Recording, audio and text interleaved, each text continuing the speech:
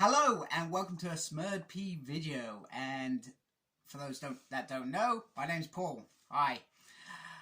So today I wanted to do something slightly different. I wanted to do a sort of celebration reminiscent of 100 issues of Mighty Morphin Power Rangers.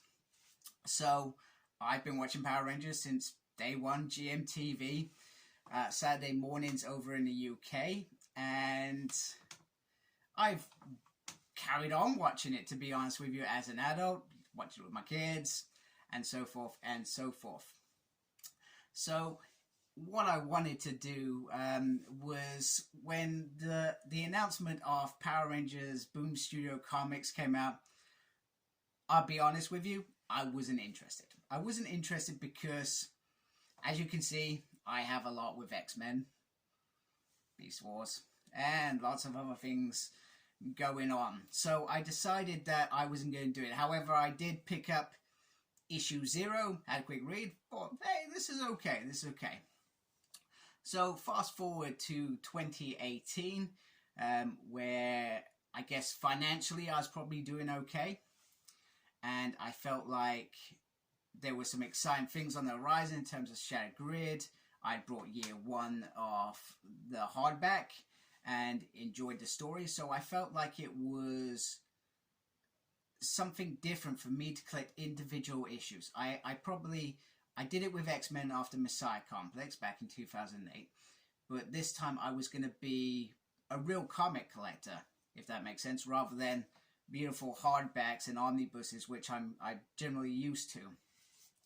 So I started collecting it, and I had to go and get lots of back issues, which some of them were a lot easier back then. I remember 24 Prelude to Shattered Grid being extremely the hardest comic for me to find, and I should have brought it. I had the opportunity to buy it, and I should have just brought it because it took me about a year after that to get it, and I remember I ended up buying 3 at the same time.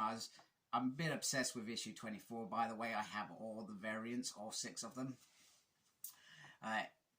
collected. So, yeah, a little bit obsessed with that issue.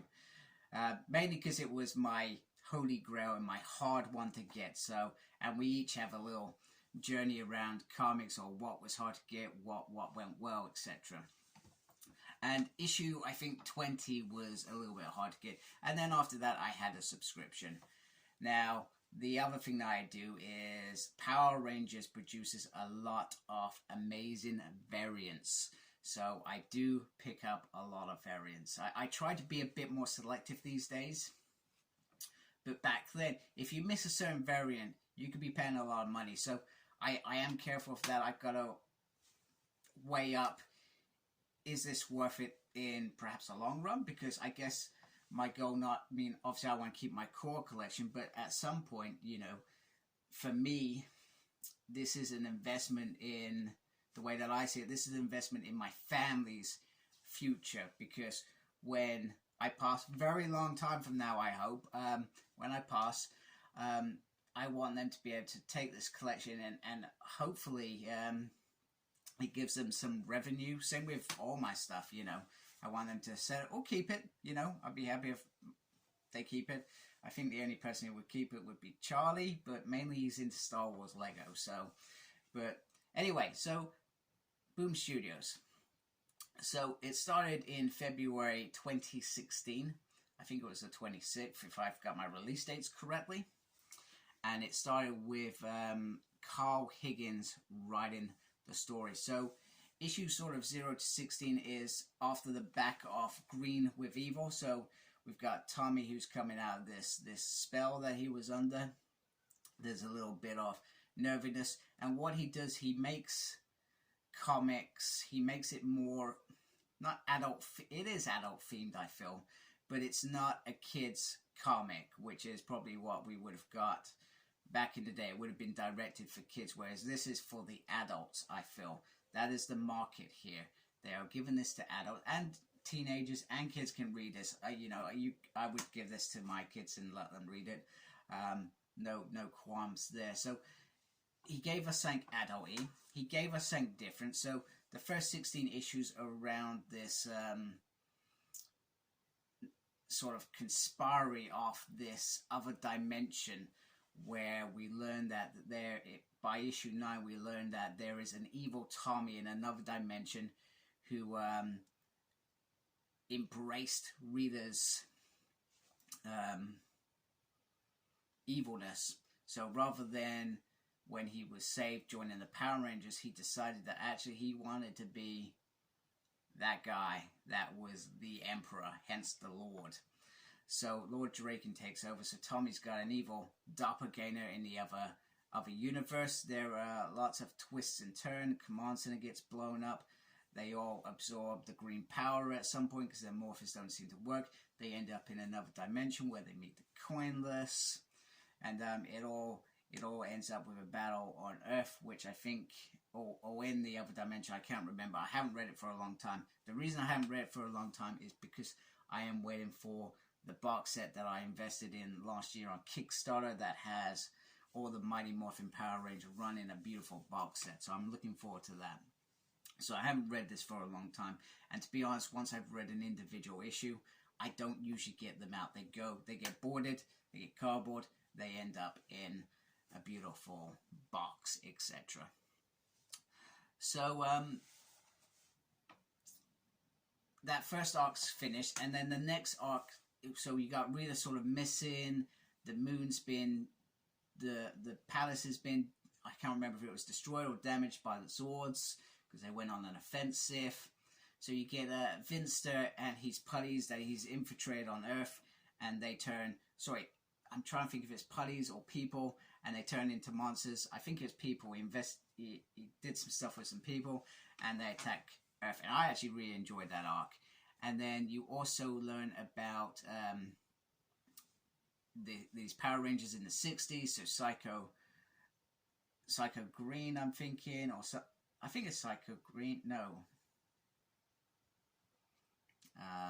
Yeah, I'm spoofed. Anyway, they go on the moon, and Grace's team get killed, and then Zordon pretty much throws her to a wolf, leaving 50-odd years of resentment. And all this leads up to it climax in issue 24, but Draken, who is in a dimension with Alpha, so sorry, it must have been the Rangers that captured him. Sorry, I got that completely wrong.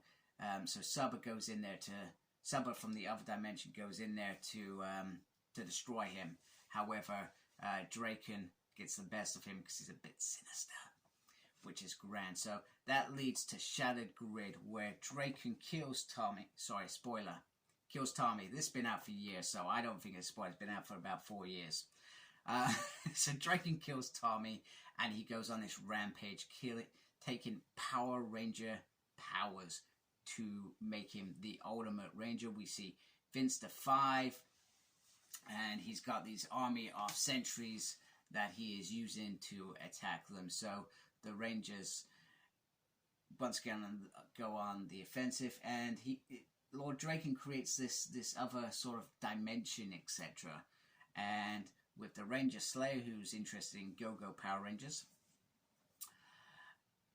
Tommy manages to survive in this little pocket somehow, I cannot remember, and they are given the choice to rewrite history, however, and save the day, but to do that they have to sacrifice their memories. So they do that. Boom, it happens. So that takes you from issue 24, sorry, 20, well, you say 24 is the prelude, so it takes you up to 25 to 31, and then there's a special as well, which is great. And that is Carl Higgins' last issue. So he had a marvelous run. Now, meanwhile, in the background, just so you're aware, there has been a spin-off about a year afterwards called Go Power Rangers, and this is set just after Day of the Dumpster. And Ryan Parrott, who is very well known now, is on that book in the background. I actually like that book better than Mighty Morphin Power Rangers because it was more character driven, which is great. So Carl leaves, and Margaret Bennett is given the helm, and she has, I think, about 8 issues, and she takes them into Beyond the Grid. So she takes a group of Rangers that were on TerraVenture, known as Prometheus at present, and they are sent into another dimension, a dying dimension, where a Morphin Master, if I remember correctly, went bad and wanted to see it destroyed. And this is ramifications of this shattered grid, and what they do, it all sort of splinters out, if that makes sense. So Margaret, I enjoyed that run. So you had the likes of Tanya from Zeo. You had, what's he called? Magna Defender. I've forgotten his name though. Cam. You get one of the guys from Dino Charge. He's actually the villain, Heckle, but he's the blue Dino Charge Ranger, if I remember that correctly. And it's really good. There's some stuff around the Zeo crystals, and it is a lot of fun, really enjoyable.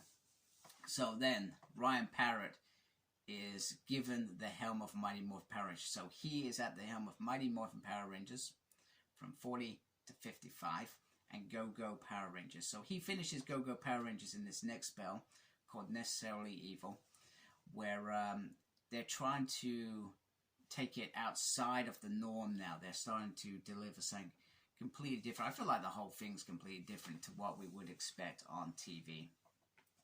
So we get this whole new arc around Necessarily Evil, where we get to meet Omega Rangers, we get to meet how Tommy becomes a White Ranger, how the Mega Rangers become the Omega Rangers, because they meet a Morphin Master, so we're introduced to Morphin Masters, etc. So it's all pretty decent, but I felt like it was meant to be an event, but it wasn't an event. And then he wraps up Mighty Morphin Power Rangers with up to 55 with the evil Power Rangers, and pretty much Skoldar, Bamboo, Squat, and a poly-cloned Rita, which is interesting. So, just so you're aware, there's a character in Go-Go called Matt that has been created, and in Mighty Morphin Power Ranger, there becomes a new Green Ranger, which is created by Grace and Billy as they manage to power up the Power Coin. So this is where I sort of I got a bit irritated. So they got 55 issues, brilliant run, and then they split. So they turn it into, so you get Mighty Morphin, and then you get Power Rangers, and they're in sync with each other.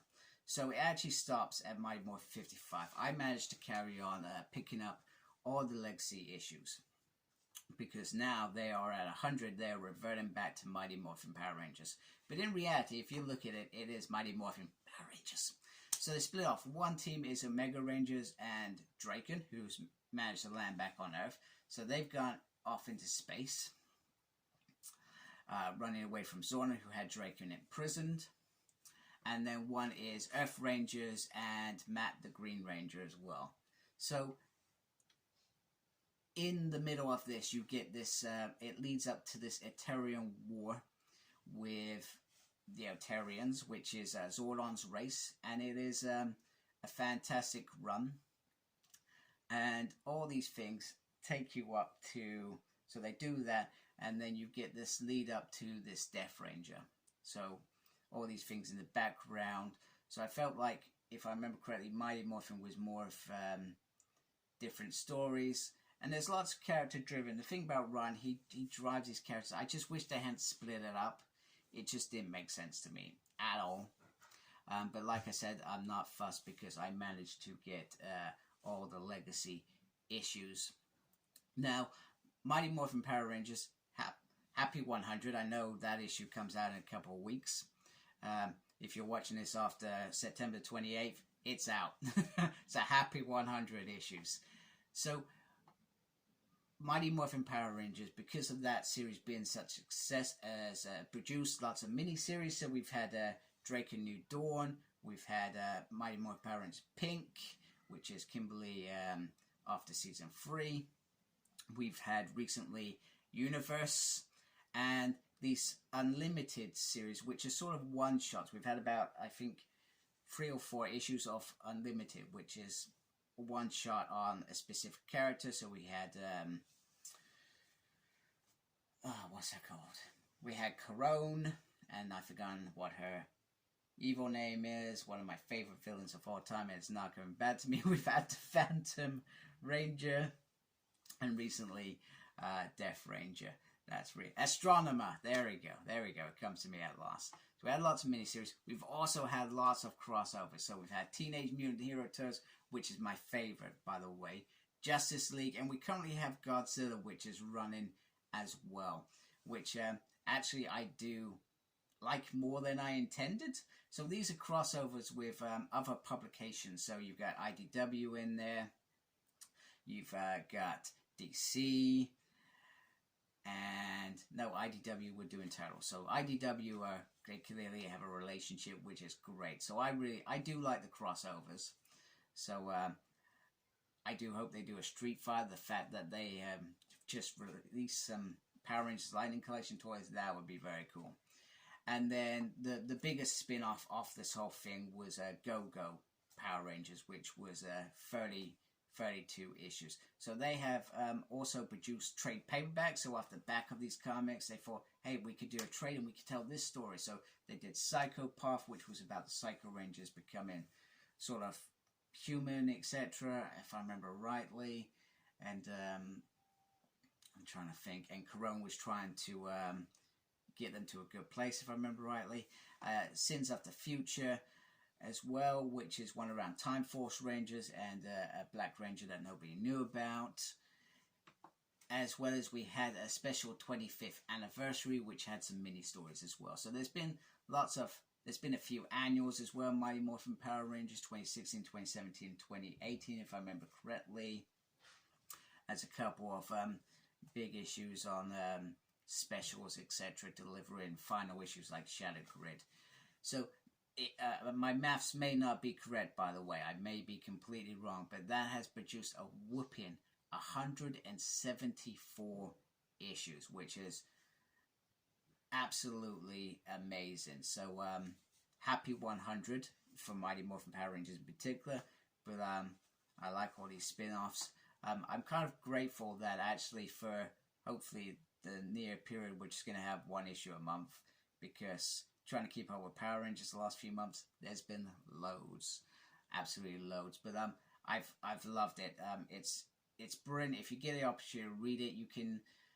I'm not sure how easy it is to grab individual issues, but there's the trade paperback option, and I'm hoping hardbacks will keep being released. I did do a video about how I would map an omnibus for Mighty Morphin Power Rangers in particular. That would be pretty cool, but that only takes you up to 155. Now that they've brought in to say, hey, all these 100 issues are fine, it's all good. So anyway, I hope you like my video. If you do, please subscribe to my channel. Really appreciate it. Make sure you look after yourself. Very important these days. And as always, embrace geekiness. Take care. Goodbye.